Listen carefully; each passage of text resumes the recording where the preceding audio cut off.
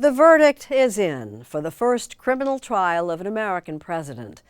Robert Costa takes a closer look at the week that was and what comes next.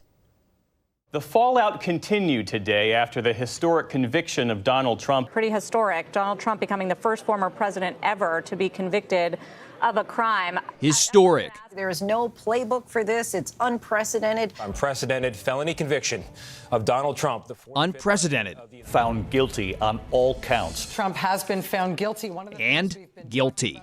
Donald Trump found guilty on all 34 counts. You couldn't escape those words this past week. A former president convicted on 34 felony counts in a city he long called home. But beyond all the drama, says CBS News legal contributor Rebecca Royfe, was simply a jury of 7 men and 5 women doing their duty. Nobody is above the law.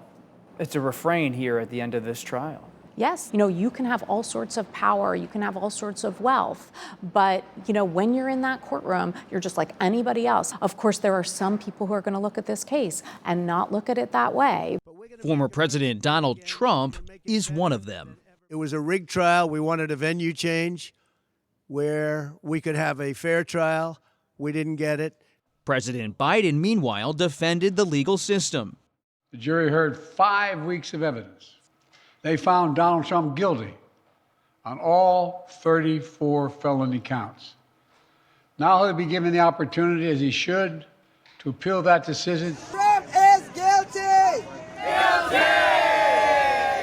The gravity of this moment is obvious, a stress test for democracy. We love Trump! We love Trump! Just as the Trump-Biden race is heating up, less obvious is what happens next. Can you still serve as president if you are a convicted felon? Yes, you can. It is part of our system that we have certain limitations on the presidency, and that is not one of them in the Constitution. There is nothing barring somebody from either running for the presidency or for being president as a convicted felon. Trump is scheduled to be sentenced on July 11th, days before Republicans are set to nominate him again. Trump attorney Todd Blanche. Is it possible your client could be in jail during the Republican National Convention? It's possible. That's something that I don't want to think about. I don't think it's going to happen, but it's possible, of course. Regardless, the summer with its debates, conventions, and other political fireworks is likely to be a season of Trump's grievance.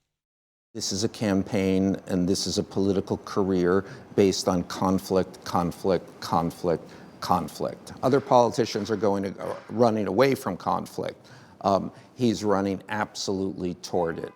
Author Michael Wolff covered the trial and has written several books on Trump, whose campaign says they raised over $50 million 24 hours after the verdict.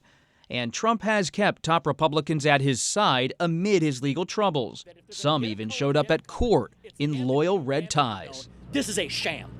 This is not the United States of America. This is some third-rate banana republic.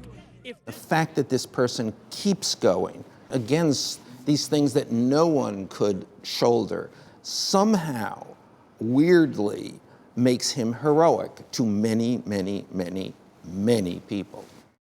For Wolff, this crossroads is a reckoning of Trump and of the combative New York world of infamous lawyers and fixers, hush money, and tabloids Trump has now made our own.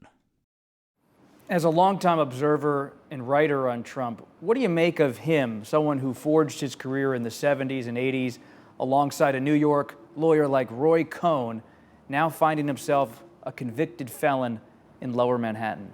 It almost is poetic.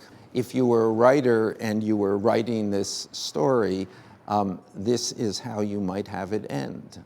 The anomaly is that this is not necessarily where it ends, that it may well end in the White House.